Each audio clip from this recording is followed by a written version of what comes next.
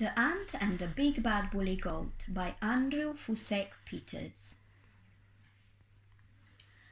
Badger lived in a burrow by the forest. Everything was just so. His milk jug on the shelf, a store of honey in the cupboard, and grain in the kitchen pot.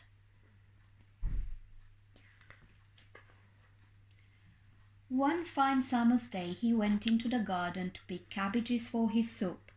While he was out, a huge bad billy old goat crept into the burrow and barred the door. Badger came back to see his door shut tight. He knocked politely. Billy Goat answered through the window. "Your house is all mine now. It serves you right for leaving it unlocked." Badger was angry, but the goat was bigger and badder than him. So off he went to see the old bull down the lane, who was feared by all the animals in the village. "Help me, Bull. Billy Goat has stolen my burrow." "You mean Billy Goat with twisty horns as sharp as swords?" The bull shivered in fear. "Yes, that's the one," said Badger. "Oh, I'm terribly sorry," replied Bull, "but I'm in a bit of a rush. The farmer has told me to eat all the grass in his field by sundown. I wish I could be of more help. Why don't you go and ask Boar?" On the way past his burrow, Badger heard the goat tip over his milk jug and slurp up all his milk. Badger stomped off to see Boar. He was huge and fierce, with tusks as sharp as crescent moons. "Help me, Boar. Old Billy Goat has stolen my home." "You mean that creature with cloven hooves that stamp and squash?" whimpered the shaking Boar. "Yes, that's the one," said Badger.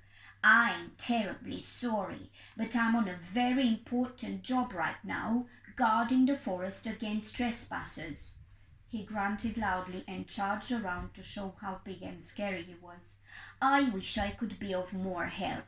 Why don't you ask Bear?"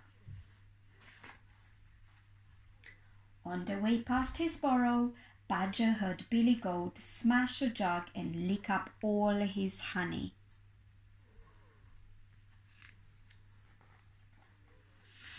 Badger stomped off to see Bear in her cave.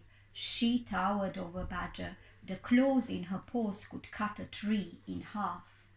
"Help me, Bear. Old Billy Goat has stolen my home." The ground rumbled as she answered. "You mean the goat that pushes down walls with a head as hard as stone?" "Yes, that's the one," said Badger. "Oh, well, you see, I have a lot of jobs to do before winter, gathering nuts and berries before my long sleep, so I can't help you right now. I'm terribly sorry." Badger wandered off and began to cry. It was hopeless. Across his path there crawled a little ant. "What's the matter, Badger?" Badger stopped and studied the bug in the dust.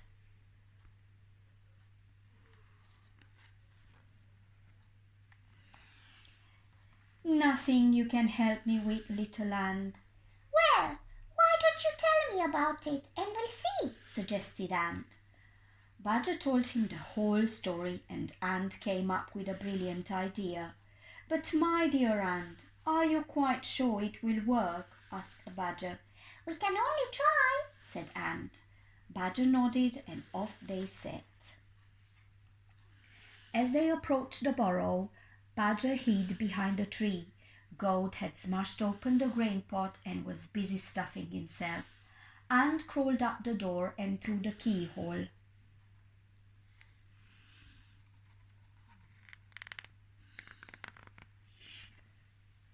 He climbed onto the table and shouted as loud as he could. "How dare you make such a mess of Badger's house? Leave right now and I will not harm you." Goat looked around, unable to see where the voice was coming from. He finally spied the little ant and burst out laughing. Listen, little fellow, you're a bit out of your depth here. Don't you know that I am the big bad bully goat with sharp twisty horns, cloven hooves, and a head as hard as stone? Prepare to meet your end. Just wait a second, replied Ant bravely. My words are sharp enough to finish you off, you greedy brute.